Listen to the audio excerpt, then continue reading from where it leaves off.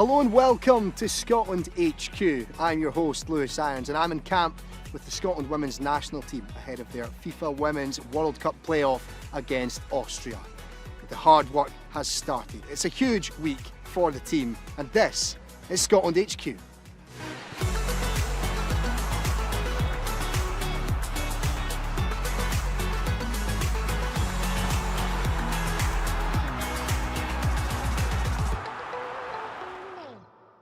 Yes, welcome to Scotland HQ, where we are in camp with the Scotland women's national team. A huge week ahead. And tomorrow night, Austria are the opponents at Hampden. And we're going to bring you exclusive access to the team to see how they're preparing for the game. So let's take a look at what's coming up on the show.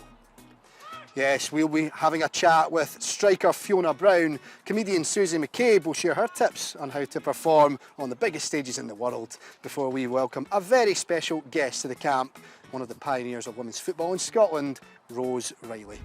Plenty to get to, and let's start by welcoming our special guests. It's Fiona Brown and Susie McCabe. Hello guys. Hello. Fiona, hello. Straight off a plane as well and you're joining us. Yeah, just in, so Yep. It's nice to be here. Absolutely is. And Susie, you've been a bit busy, but we'll get to plenty of that. Are you recovering? Are you tired? I'm tired. I was hoping for a wee pie and bovril, but there's none in this training camp. It's outrageous. Yeah, there's time for that. Maybe at the game tomorrow you can get that. We'll soon see.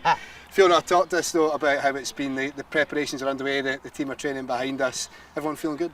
Yeah, I mean, it's a big week and these are the games you want to play. We've worked really hard to get ourselves in this position and now's when it counts. It's one game and hopefully two games to 90 minutes and hopefully go to the World Cup. So. Susie, are you an optimistic Scotland fan? Yeah, no, I think I think they'll get there. I don't doubt it. I think they'll get there. I think missing out in the Euros will spur them on, and then obviously having to watch England, watch that, but know how much the women's game is on the up. So exactly. 100%. We've also got the belief in the squad. We know that when we're on our level, we can compete with the very best teams in the world. We've done it. We've proved it. So yeah, I think these major tournaments are where this Scotland squad deserves to be. And like we said, missing out on the last one, it's bitter. It's a bitter taste in the mouth, so that's only going to help us to be more determined to get to this one. Seeing the women's team go and play at Hampden regularly now is obviously such an important thing. To see the crowds getting bigger and bigger every time, and the home support can play a big part as well.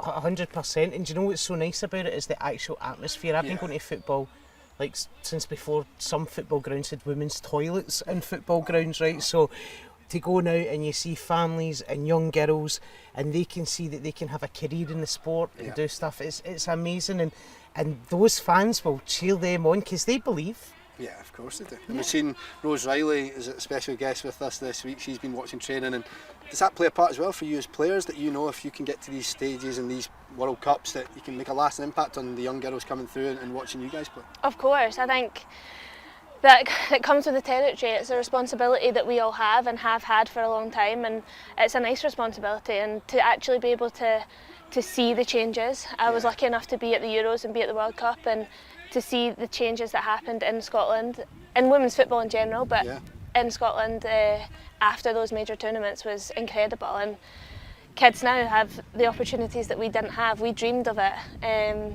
but we didn't know if it was a possibility. But it's a realistic thing for them now, that they can set out and say, I'm going to be a professional footballer, I'm going to go and represent the national team, and it's not just a pipe dream. It's okay, like you can do that. Of course. And the World Cup that we spoke about there when we were at the last tournament, we saw the lasting impact that Fiona's talking about there. From your perspective, that World Cup a significant moment in women's football for you? Oh, absolutely, yeah. I think it was. Like, without giving away too much of my age, but I remember going to play football when you had the choice at PE at primary school of football or netball, and I would go and play football and then be grabbed and taken to a netball pitch. Wow. Because it was like, well, no, that's the boys' game. So you need, like, that was in the 80s. So look where we are now, and we're talking about, there's women like Fiona and all the other women, and then the young girls coming through. It's amazing. Yeah. It's phenomenal, and that's the thing with women. Every time we achieve something and something becomes a reality, you've just broke another glass ceiling. and it is phenomenal. Yeah, well, you're both used to playing in front of crowds. Very different crowds, I would imagine, though, Susie, Yes. for the ones you are. Talk to me about your spell with the Hydro there, supporting Kevin Bridges. Oh, listen, it was just a great experience. My sport's a solo sport. If you're having a bad day, you are having a bad day, and so are the whole audience, and they know you're having a bad day. There's no hiding place. Nobody can come in and cover for you, you know, and put their arm around you. No, listen, it was a great experience. It was 12,000 people every night in Glasgow. 16-night run, get to work with one of the best stand-ups on the planet, so you get to watch that show every night and you get to see that, to be so consistent at that level of comic and get that exposure as well. It was just, it's a once-in-a-lifetime thing. And no many women get to play arenas, even as support acts, you know. So to be able to go out into your own city and just for 10-15 minutes that stage was yours and that audience was yours, it was genuinely one of the best experiences of my life. It was amazing. It's got to be admired, isn't it? I know you go out onto the pitch and you perform at such a high level. I admire that, but standing on your own as a comedian, for me, like, that is something that I'm Making like, people laugh. Aye, but there must be times I'm joking there about trying, but like, if you do maybe have like a bad moment or a bad joke doesn't land, do you just have to move on immediately? You've got to. It'll be like you missed an opportunity or making a bad pass. Like, you cannot dwell on that. You've just got to go out and power through and the next one, and that's it. See, ultimately the audience don't know if that's not landed, so that's where I probably have the advantage. Right? They know if you've missed a penalty, but it's that thing where you just have to keep going, and you can't dwell on it, because as soon as your head goes into that mode, you're not concentrating on what you're saying or your delivery or how you're doing it. But you know, it's the greatest job in the world, probably apart from being a football player, but you can do, doesn't matter if you're fat and old, you can do my job, so it's all right. Well, you talk about focusing on that next joke or whatever, moving up. For this, it's a very seamless transition, you'll notice here. It's about focusing on the first game, isn't it, and not thinking about the next playoff game. Get through Austria first. And Yeah, that's the 100%. I mean, there's no easy games when it gets to playoffs, but you'd be stupid to start focusing on the second game before you've won the first. And they'll be doing the same. They're another team away preparing for this exact game as well. So if we've not got 100% focus on them, they've got the upper hand then. So I think it's important that we take this game, and hopefully we'll have another one to focus on. Well, guys, Fiona and Susie, it's been a pleasure chatting to you both. We'll let you get back to your hard work, and you too. Maybe a little bit of sleep and then more hard work very soon. You're going to be pretty busy, I'm sure, for the foreseeable, aren't you? Yeah. We've just announced a King's date there for Glasgow for March the 25th, and we think that's pretty much sold out now.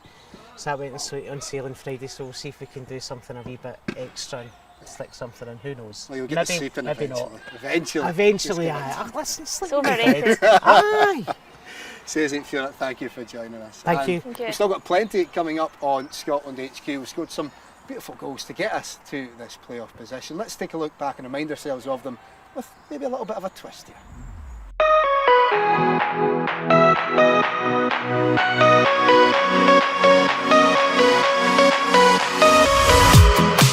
I'm Christy Grimshaw. I'm Martha Thomas. And we're going to be looking at our journey through the Women's World Cup qualifiers. Here we go. Well, here you are. Oh wait, actually I jump on you here. I'm so proud of you here. Look. Wait, I think. Wait. Oh, that's cute. Yeah, that's cute. Wow, I'm really happy for you. That's good, you should be. Yeah, I know. Oh, touch. I'm surprised. No, that's a great touch. Over the bodies, can't see the ball.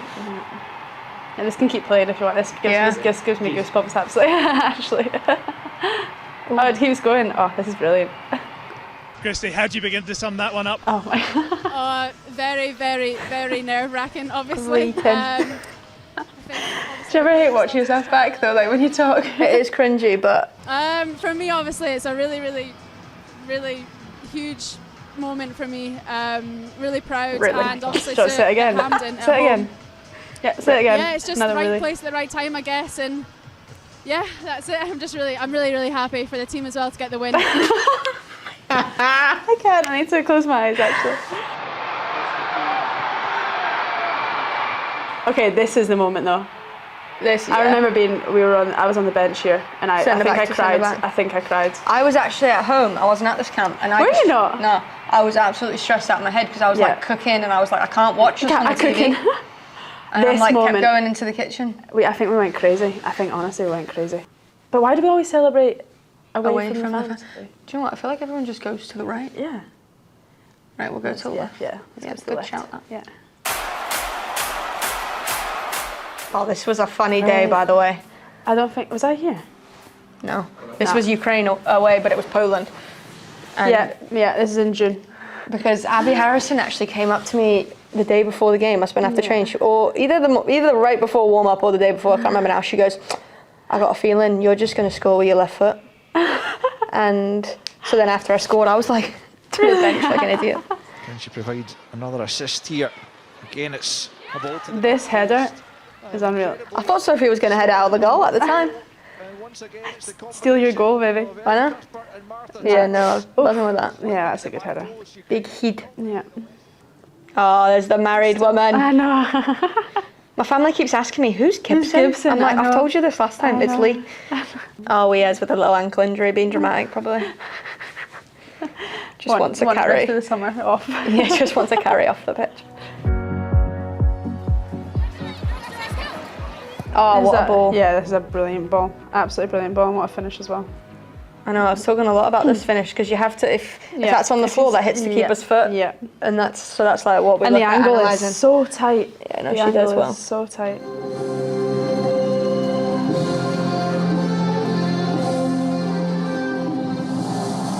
By the way, I look like I've got a coat hanger in my shoulders. I know. Why has no one Why are told you me? so hunched up? Well, someone's got to go Relax a wee bit. over. I know. Oh. Relax a wee bit. And these were quite back-to-back goals, similar. Yeah, this is a nice goal as well. She loves a wee. Oh, Yeah, sure, can't play that any better. I know. Is there not another one just before half time as well? I don't know. Yeah. Is Oh, you? it's mine. I was about to say. I remember watching and then I think I like literally just like obviously took my eye off the screen for like 1 second because I'm like, it's half time. And then there's another goal. Claire, I've never seen Claire run so quickly, get the ball out of the net, but we knew we needed 6. Yeah.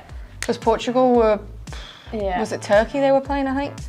So we were watching it obviously on the bench. And it's just a bigger picture, like playing for Scotland. We're all so passionate about it, and it means so much to us, and it actually does mean more.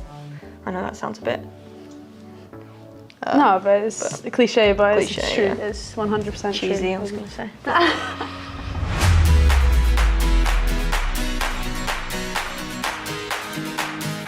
Someone said it before the game though, which was really weird. We need to keep manifesting the way we are. I know. I need to think of Someone was how like, we you're can going to score your manifest first goal, and then on she Thursday. scores it off a cross. I know. A crotch No, or it's whatever. nice. It's nice watching it back. Yeah, no, that's good. What a journey. 2 to go.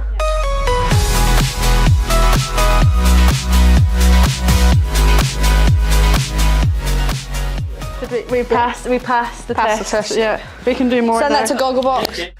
Well, over the next 18 months, we will be celebrating Scottish football on the 150th anniversary of the founding of the Scottish FA. We'll also be celebrating the pioneers of women's football with some special guests at Hampden tomorrow night. That's right, the players from the first Scotland women's national game back in 1972. They will be at Hampden Park for the game for a reunion event. And speaking of pioneers in women's football, we had a special guest at training this week in Rose Reilly.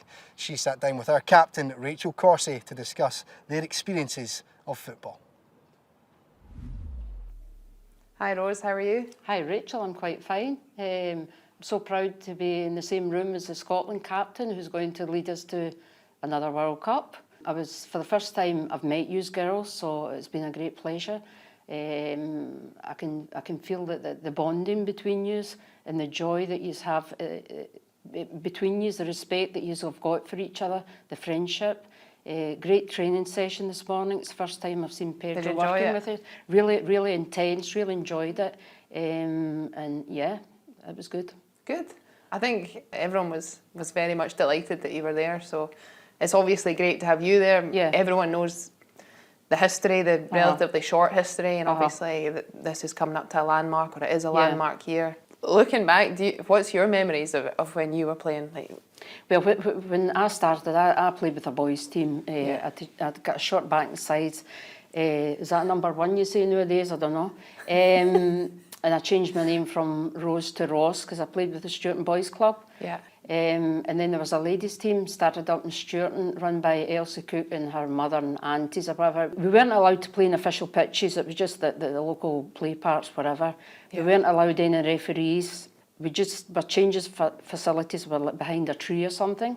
Oh my goodness. We didn't have our strips. We would make our own. Like, maybe we all had white just t-shirts turn up in the on. same colour. Aye, the same colours kind of thing. So yeah, it's been quite a long journey. When I started school, I was like 4.5, and it was separate playgrounds. We boys playground, the girls, and you weren't allowed in the boys' playground. But I went to play football first day with the wee boys, and I got physically punished, like the belt for it. And the headmaster took me aside one day and he said, "You're never going to learn, Rose Reilly." And I was about 7-year-old, and I said, "No, it's you that's not learning. I just want to play football." Wow, that's incredible. Yeah. What were the boys like then? Were they fine with you playing? Oh God, aye. Yeah. Aye. They would kick hell at me just like the rest of the other boys. No, the boys were fine. Absolutely fine. Because I was the same when I was growing up. Were you the same? Did you play with the boys? And that's my memories, playing with the boys, and I was the same. You know, the hurdles that you face. Yeah. You don't know anything else, so you either just keep going, or you just take a slightly different turn to get to the end goal. Yeah. But then look where you are today. You're the captain of Scotland, ready to qualify for the World Cup. No pressure, Rachel. You know, so you should be very proud of yourself. I'm proud of you, and I'm proud of all the girls. Thank you. It's for me. I love hearing the story before my time as well. Yeah. From you and knowing even how much growth there's been in the last 5, 10, 15 years.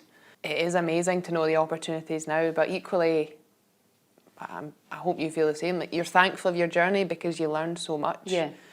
Even for you, obviously you travelled. You were in Italy for a long time. Yeah, well, I had to go abroad to play at football, Rachel, because I had a future in athletics, and there was nothing in the horizon in football. What did I do? Gave the whole career up in athletics to pick football. My mother nearly killed me. So anyway, I started playing for the Italian team, and I had an immense career in Italy. Yeah. Won the unofficial World Cup, and I remember playing in China, and it was like 84, 85, and I was named the best women's footballer in the world. And for me, that was wow. We appreciated you watching today. What did you think?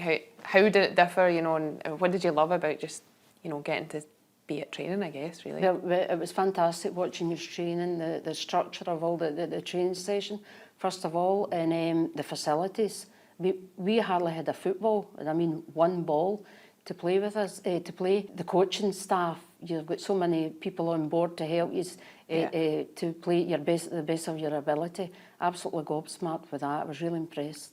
Bringing the women's game forward, the biggest investment has come in terms of the resources. What do you think the key steps we have to make to keep the game moving forward and across the next 10 years, 20 years, 50 years? Yeah.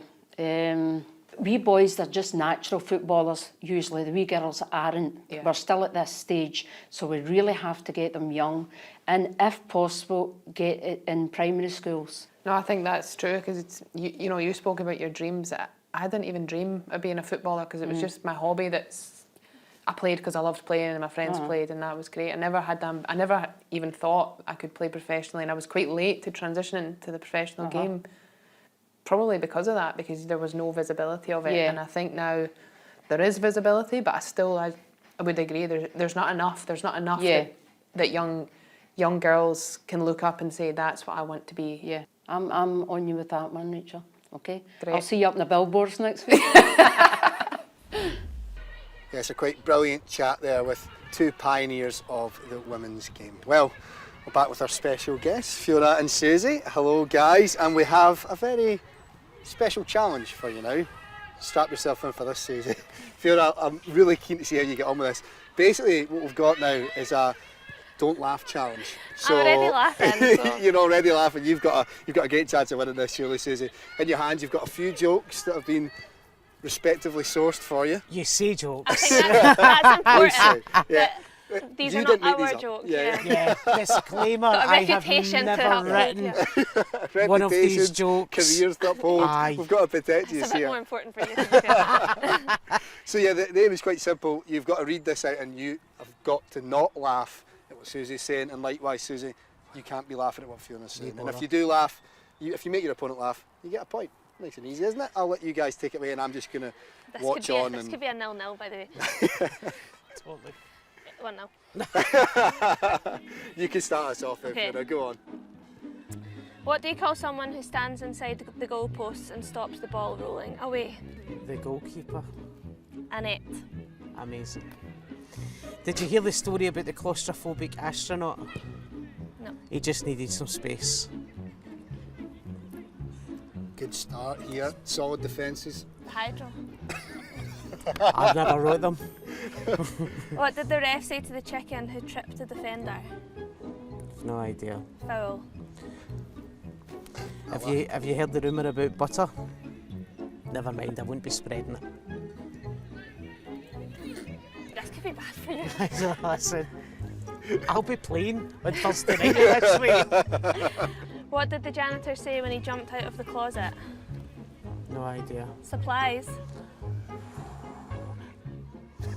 I was sitting in traffic the other day, probably why I get run over. Oh, it's so bad! It's terrible. It's all about delivery, that'll be fair, innit? I just wasn't expecting it. No, it was. Okay. What do you call a fish wearing a bow tie? No idea. Sophisticated. What do you call birds who stick together? Velcros. That was actually okay, but I did well. But you done it, you were solid. I was a little clever. Why don't eggs tell jokes? They'd crack each other up. These are from the Crackers, eh? Ah, totally. They're your dad in the golf club. Yeah. You don't know how accurate that is for my family. One more each then, pick it wisely. Okay, wait. Yeah, go on. Right, I might pull out one more. Yeah. I was actually going to ask you what the best one-liner is that you've ever I've heard. not even got a one-liner. I'm probably just going not straight into a acceptable. bit of set. Right, just that. I'll do a full Right. Fringe show, You've right? got one. Stay Okay. tuned on HQ. I used to be addicted to soap, but I'm clean now. Oh. That was the best of the two, I can promise you. A duck goes into a bar, walks up to the bar, says to the barman, "Can I have some bread?" Barman says, "We don't serve bread." Goes in the next day, goes, "Can I have some bread?" Barman says, "I told you, we don't serve bread." Comes in the third day, he's like, "Can I have some bread?" And the barman says, "See if you come in here tomorrow and ask for bread, I'm going to nail that beak to this bar." Wee duck comes in the fourth day and he goes, "Do you have any nails?" And the barman goes, "No." He goes, "Have some bread then." I didn't let it out!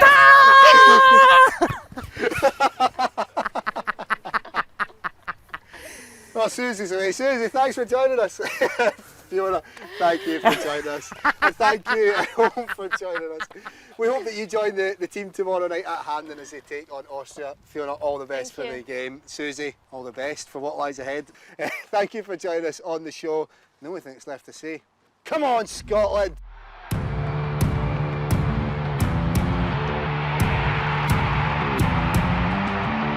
I think to reach a World Cup is probably the pinnacle of football, and to do that with this group, I think it's going to be amazing.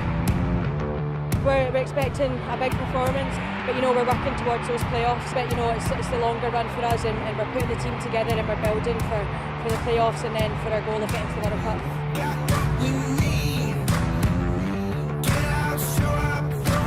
Watch out.